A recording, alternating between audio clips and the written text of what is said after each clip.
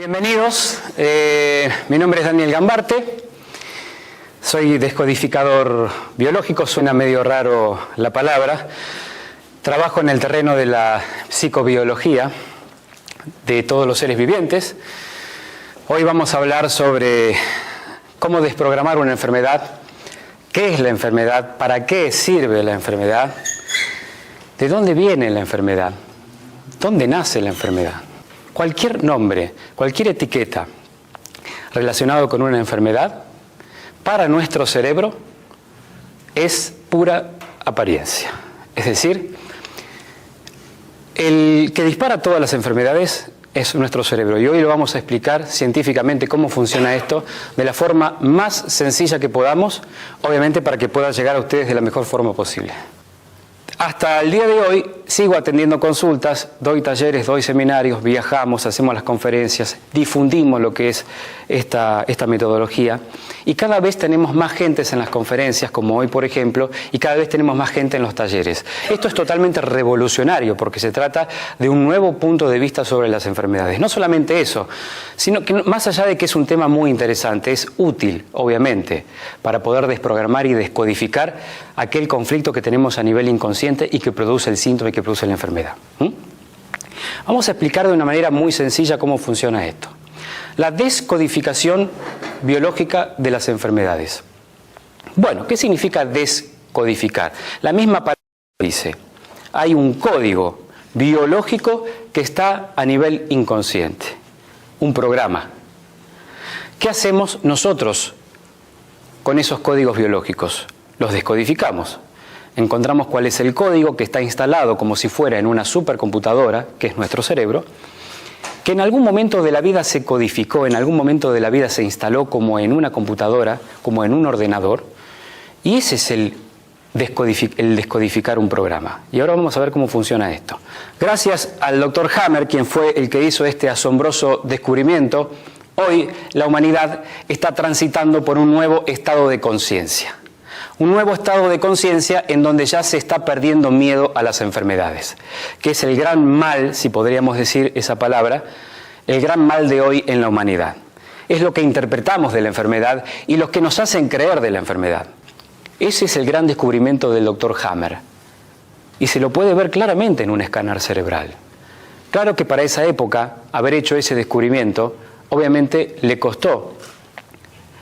Corrió peligro su vida, porque al descubrir estas 5 leyes biológicas daba un salto cuántico para la humanidad y obviamente dentro de esas 5 leyes biológicas solamente una iba a poner en peligro un sistema, que es precisamente la 4ª ley, que es el sistema ontogenético de los microbios, el órgano de supervivencia de la especie, el que se encarga precisamente de optimizar la función en caso que haya un conflicto emocional relacionado con ese tipo de emoción que el cerebro perfectamente ya conoce.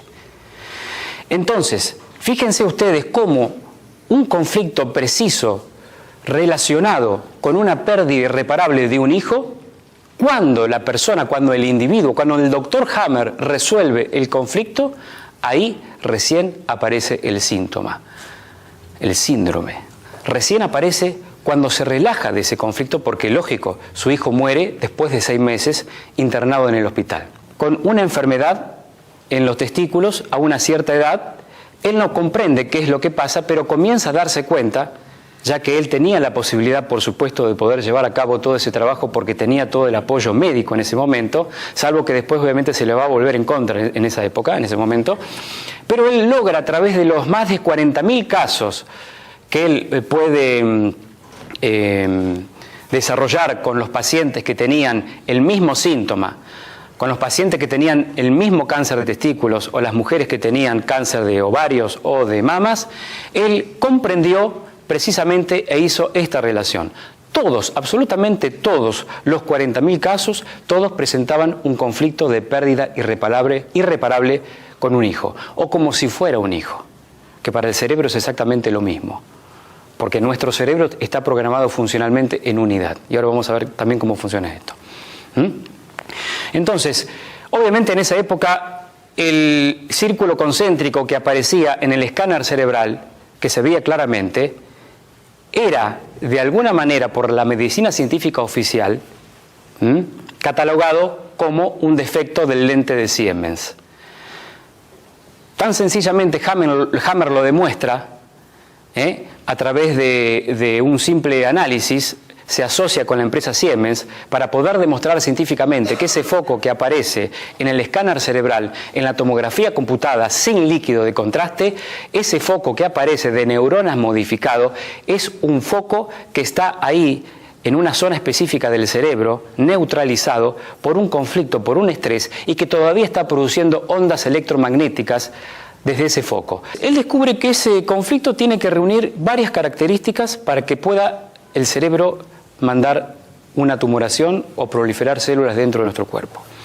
Él descubre que el conflicto es vivido a contrapié, es inesperado, es vivido en soledad, uno solo con el conflicto, es decir, nadie puede llegar a esa emoción salvo uno se encuentra solo con el conflicto, por más que tenga gente a su alrededor, gente que te ama, que te quiere, que te comprende, que dialoga, que charla con vos, pero solamente uno sabe lo que vive en ese momento y lo que experimenta cuando vive este tipo de conflictos inesperados, que puede ser por una separación afectiva, una gran ofensa, un despido inesperado, una traición, la muerte de un familiar, un diagnóstico médico fatal o un estado de desesperación por lo económico, que es lo más común.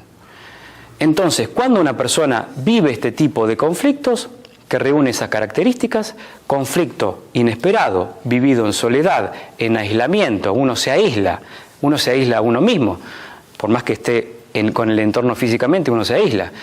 Es vivido en aislamiento, no expresado fundamentalmente, no verbalizado, uno no puede expresar lo que sucede en ese momento, se lo guarda para sí mismo, no encuentra respuestas psicológicas en ese momento, de eso que no espera. Por lo tanto, no encuentran una solución con su cuerpo ni tampoco encuentran una solución con su mente, razón por la cual su cerebro va a encontrar la solución a ese conflicto. Y es el que va a disparar más tarde la enfermedad cuando la persona paradójicamente resuelva el conflicto. Señora, lamentablemente le voy a informar que usted tiene un cáncer de mama izquierdo. ¡Pum! Pico de estrés, shock emocional. Obviamente el médico sigue hablando y es cine mudo, porque ya está el shock. Ya no lo escuchamos, Nos quiere explicar la situación, pero nosotros ya no lo escuchamos. Ese es el shock. ¿Se dan cuenta?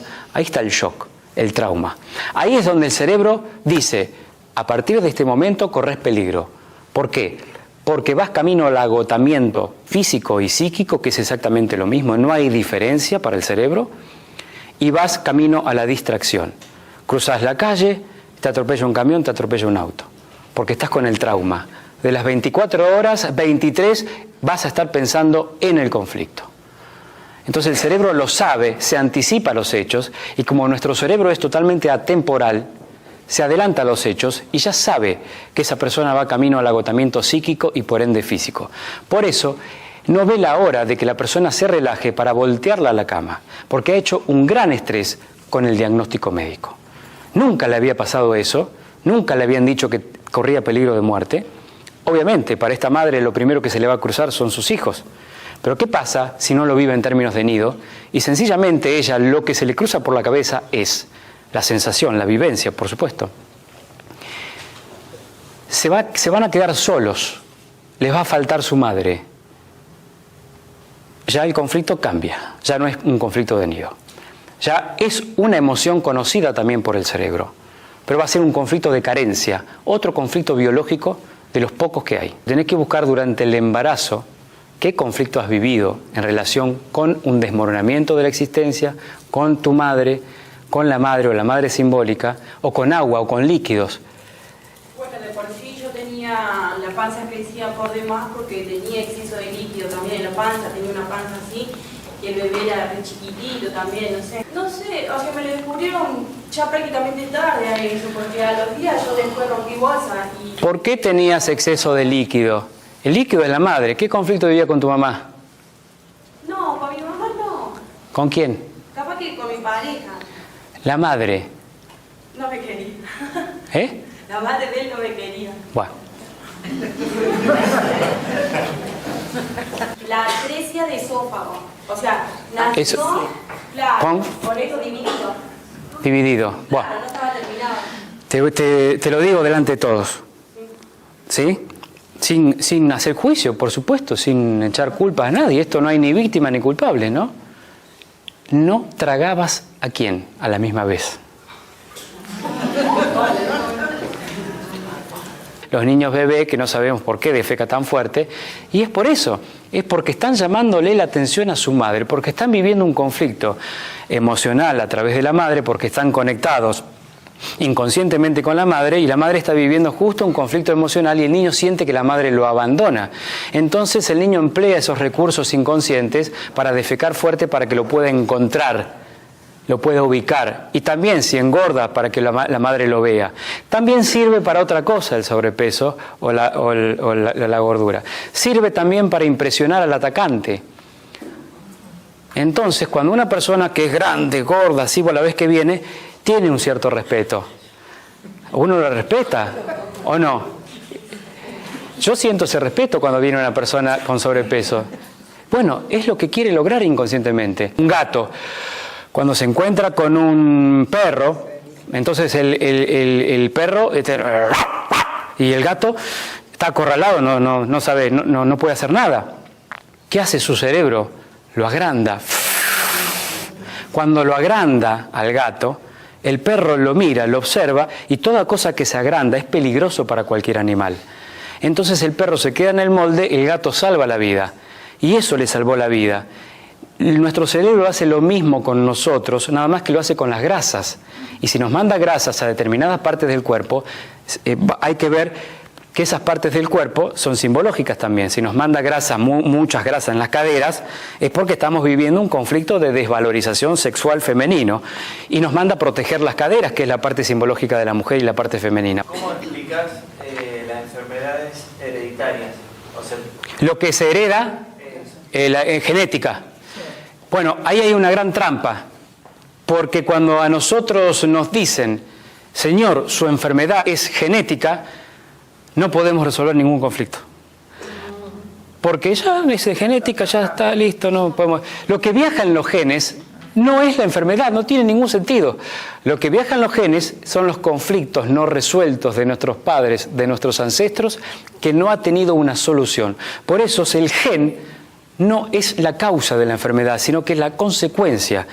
Se muta el gen en base al conflicto, como se mutan los microbios y se mutan los nuevos virus en base al nuevo conflicto. Alzheimer o algún tipo de demencia, ¿hay alguna posibilidad de lograr descodificar o a qué conflicto respondería? Muchas veces nuestro inconsciente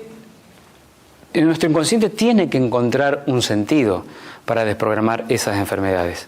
De hecho, que cuando lo encuentran no tienen ninguna duda.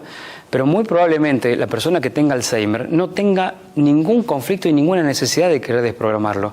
Los que van a vivir el conflicto son la familia, el entorno, son los que van a atraer a la persona que tiene Alzheimer, porque la persona que tiene Alzheimer, particularmente, uno de los síntomas es no reconocer a la familia. Entonces ahí está el conflicto, que nadie quiere decir y nadie quiere expresar. La caída de mucho cabello y dientes. ¿A quién se le cae el cabello? Yo veo que vos tenés mucho. No, la mitad tengo y muchísimas amigas les pasa lo mismo. ¿Vos tenés la mitad? Sí.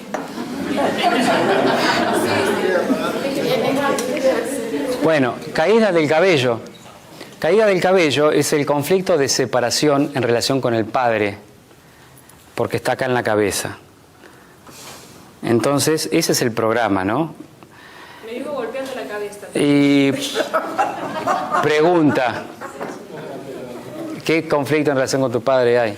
No digo que tenés una pelea con tu padre. Cuando decimos conflicto con la madre o el padre, decimos que tenemos necesidades que no fueron cubiertas y que todavía tenemos esa necesidad de padre, de madre, aunque estén presentes. ¿Dientes también es lo mismo? ¿Los dientes? Sí, caída de dientes. Sí, es un conflicto. Mira, un perro, cuando va caminando y de pronto hay un perrito que le ladra, y le dice ¡wow! Y el perro grande lo mira pero no le hace nada, el perrito chico vive un conflicto de quisiera morder pero no puedo, o el otro me va a comer, entonces carea todos los dientes. Ahora el perro grande vive otro conflicto, quisiera morderlo pero no debo. Los perros también viven emociones particulares, no es que los animales también se enferman, Entonces el perro grande quisiera morderlo, pero no debo, porque si lo muerdo los otros perros me van a retirar el saludo. Muchas veces, cuando quisiéramos morder algo, sabemos que si mordemos algo podemos estar en peligro, si llegamos a morder una situación. Y nuestro cerebro hace que se caigan los dientes porque es mejor quizás morder más filosamente el asunto. Los niños se carean los dientes en la escuela, porque ¿a quién quieren morder? Al maestro. Es el perro grande. Todos los niños se carean los dientes. Es un conflicto que se vive particularmente en forma grupal. Ese no es el dulce lo que produce que se carean los dientes. Se ha comprobado dientes dentro de azúcar durante un año y no se ha careado ninguno. Quería saber si yo tengo un zumbido en los oídos, mi papá también, si genéticamente, o sea, por ser mi padre me lo puedo haber pasado.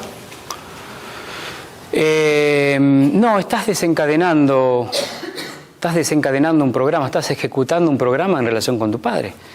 Pero hoy vos lo estás desencadenando. La que tenés que cortar el cable sos vos. No tenés que ir a enredarte en los cables del transgeneracional. Sí, nos podemos fascinar con el transgeneracional, pero no vamos a resolver nuestro conflicto biológico. Hay que tomar conciencia de cuál es el conflicto que hoy estamos viviendo. Si todavía está el zumbido, primero hay que preguntarse, ¿cómo es el zumbido? ¿Qué dice el zumbido? ¿Es un zumbido grave? ¿Es un zumbido agudo? ¿Cómo es el zumbido? Y grave. Entonces, el tono del conflicto es grave, por supuesto, y se relaciona con no querer escuchar o haber escuchado algo muy ruidoso para nosotros, pero se relaciona básicamente, el inconsciente reproduce en el sonido el conflicto. Entonces hay que ver qué cosa hizo mucho ruido en tu vida. Quizás un llamado telefónico, en donde te han dicho algo que no creías lo que estabas escuchando. ¿Sí? Te viene como una emoción, ¿no? Acabamos de decodificar el zumbido en el oído. Esa emoción que surge en ella es el reconocimiento que hay de la relación del síntoma con un conflicto preciso. Fíjense ustedes cómo funciona y qué sencillo que es el mecanismo. El tema de las verrugas y también del Parkinson. Verrugas, conflicto de separación. En términos de mancilla, deshonra, siempre hay que buscar dónde están las verrugas.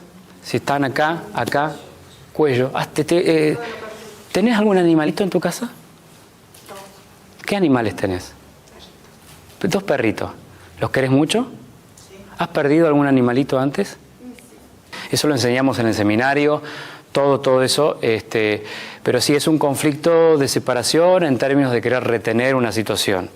O retener a alguien el Parkinson. Cuando una persona hace así, por ejemplo, el Parkinson, por ejemplo, hay que ver qué dice el síntoma. Si dice esto, probablemente la persona ha vivido el conflicto con el dinero. Quizás porque ha perdido una mercadería, porque mal contó un dinero o porque por acá viene el asunto. Pérdida de territorio que se quisiera recuperar, vivido en términos de separación. Esa es la combinación, y querer retener algo que uno perdió y todavía no solucionar ese conflicto, y a la vez otro conflicto de retener a la esposa, a la anciana o al marido o a alguien que quizás tiene una enfermedad, entonces no quiero perderla y quiero retenerla.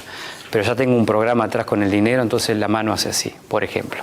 ¿Quién no ha tenido un dolor de cabeza y de pronto te tomás una pastillita que te desinflama? Y es útil porque tenés que trabajar al otro día, pero el hecho es no depender de la pastilla y resolver el conflicto y darte cuenta que el dolor de cabeza vino por el estrés que siempre estás haciendo y no podés resolver. ¿Quieren saber cuál es el conflicto del dolor de cabeza? Sí.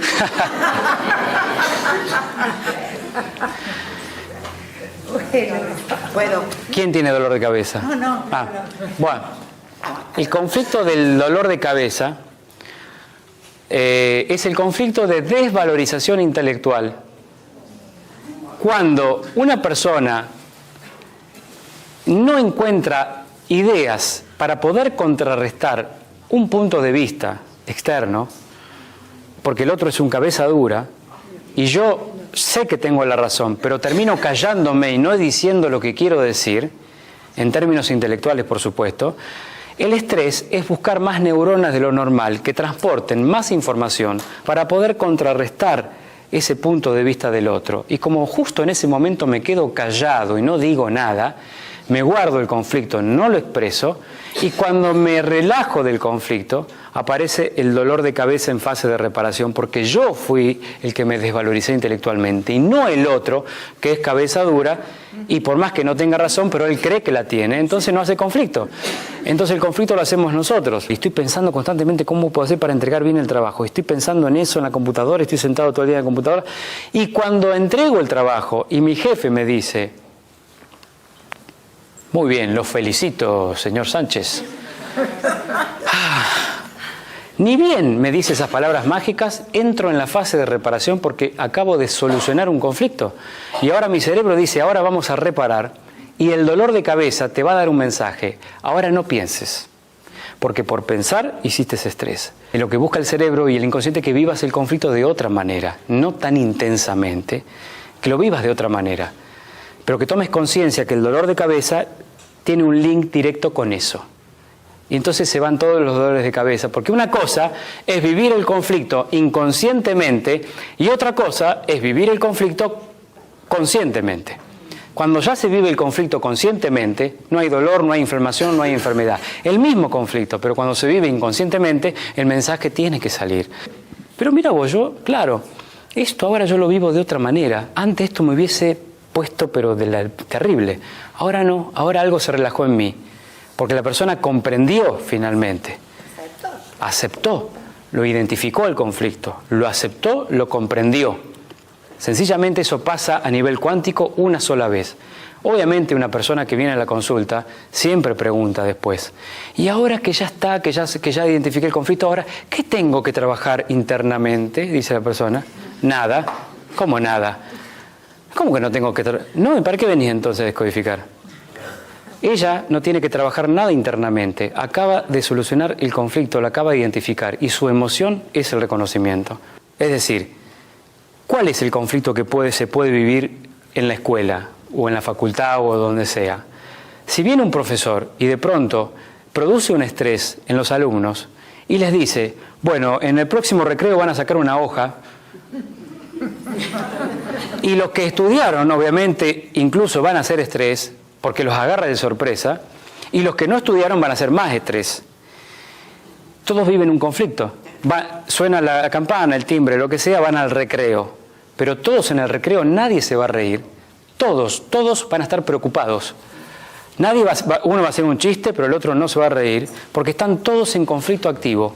La mayoría, saben que cuando ingresen al aula van a tener que sacar una hoja, y es lo peor que les puede pasar, porque eso significaría, ¿sí?, cada uno va a vivir su propio conflicto, por supuesto. Muchos van a tener miedo a que pase algo.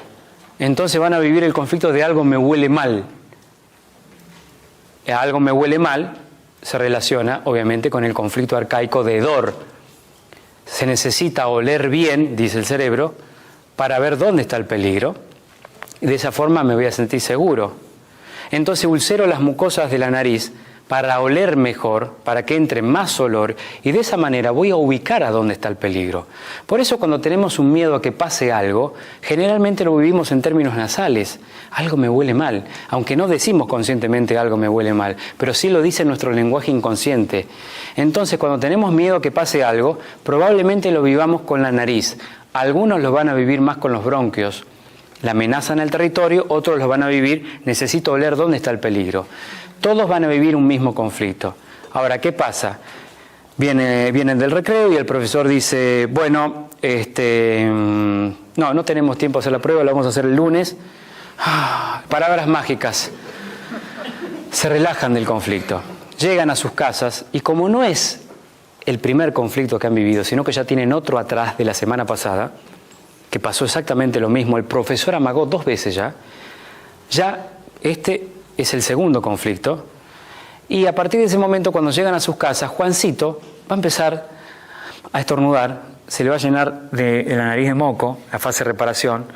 Luisito va a empezar con mucosidad en los bronquios, dolor, otros van a empezar a toser, todos van a estar enfermos, sencillamente porque todos han vivido el mismo conflicto, lo que hace que la enfermedad va a asistir a cada uno de ellos, pero en su conjunto van a ser todos. Lo que vamos a interpretar nosotros desde nuestra realidad es que hay un virus que contagió a todos. Por querer buscar quizás en el hombre una estructura y el hombre lo único que quiere es el sexo. Entonces esa mujer particularmente vive un conflicto de separación, de pérdida de contacto, porque busca en el fondo, inconscientemente en el acto sexual, una estructura que el hombre le hace vivir su propio conflicto y no se la da nunca. Entonces la mujer sufre el conflicto, entonces queda el conflicto grabado en el inconsciente. Los hombres son peligrosos, no confíes en ellos, te buscan para lo sexual. Entonces aparece, cuando me relajo del conflicto, aparece una vaginitis en fase de reparación que sirve para alejar precisamente al hombre. Y ahora sí, dice tu inconsciente, no se van a acercar. Cualquier persona puede desprogramar una enfermedad. Cada uno de ustedes puede jugar en la familia, desprogramar una enfermedad y van a ver que se van a sanar. Eso no es...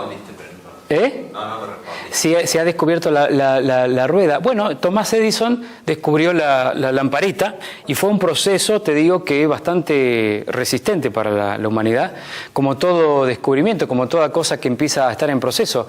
No es difícil de aceptar al comienzo, o no se entiende muy bien qué es esto de la luz, esto es algo del demonio. Muchas personas pensaban eso. No era conveniente la luz. Sin embargo, y puede pasar lo mismo en un principio con la desprogramación, pero no, la gente ha tomado conciencia. Más que nada con el transgeneracional y los programas inconscientes, pero cuando hablamos de cortar el cable verdaderamente, es ahí donde interviene la descodificación biológica. Hoy está el síntoma, hoy tenés que cortar el cable vos. Y obviamente vas a dejar sin energía a todo ese cablerío que son todos tus ancestros, porque vas a dejar de complacerlos a ellos hoy cortando el cable, porque estás resolviendo conflictos que no son tuyos, no te pertenecen, y sencillamente uno es el que tiene que cortar el cable, porque tampoco tenemos que echarle culpa a nuestros ancestros. Es decir, muchos se cabrean con los ancestros porque dicen, ahora que descubrí esto. No, en realidad somos nosotros lo que tenemos que cortar el cable, descubrir dónde está el estrés que hoy estamos haciendo y resolver el conflicto. Resolverlo. Con respecto a la infertilidad, Hay una razón por la cual tu inconsciente no quiere ser fértil. Algún peligro hay en ese sentido. Hay muchas razones por las cuales una mujer no puede tener hijos. Nos está preservando constantemente de esas vivencias emocionales que no hemos resuelto. Siempre hay que buscar, si hay una infertilidad, cuál es la razón por la cual el inconsciente está en lo cierto y no quiere que nazca ese hijo. Y se le va a arreglar como sea para que no nazca. Cuando descubrimos cuál es el programa, porque ingresa una información, ahí el inconsciente comprende que puede soportar ese estrés en forma consciente. Y ahí se desprograma el síntoma y automáticamente la persona comienza a ser fértil, porque el cerebro invierte la orden. Y si las trompas de falopio generaban un ácido que mataba a los óvulos, ahora deja de generar ese ácido porque ya no tiene ningún sentido. El inconsciente acaba de comprender que ahora sí sabe por qué no se puede tener hijos. Porque está basado todo en la información. Es peligroso tener hijos, claro, porque cuando nacen mueren otros. ¿Qué me puedes decir de la fibromialgia? Son varios conflictos que se resumen en un solo síntoma. Es la la fibromialgia es la resultante de varios síntomas, de varios conflictos, que pueden ser 4, 5, 6 o 7. Pero siempre son conflictos de desvalorización y fibro significa músculo, algia significa dolor, son dolores musculares. Si hablamos de los músculos, hablamos que el mayor conflicto de la fibromialgia es un conflicto de impotencia. La sinusitis, ¿con qué se relaciona? ¿Quién tiene sinusitis? Sinusitis, lo que hablábamos hoy. Ese es el programa. Quizás porque a lo mejor se separó de mi madre y mi padre engañaba a mi madre y por eso a lo mejor me quedó grabado eso. Y todos los conflictos de hoy que me huelen mal se van a estar relacionados con el padre porque la nariz representa al padre.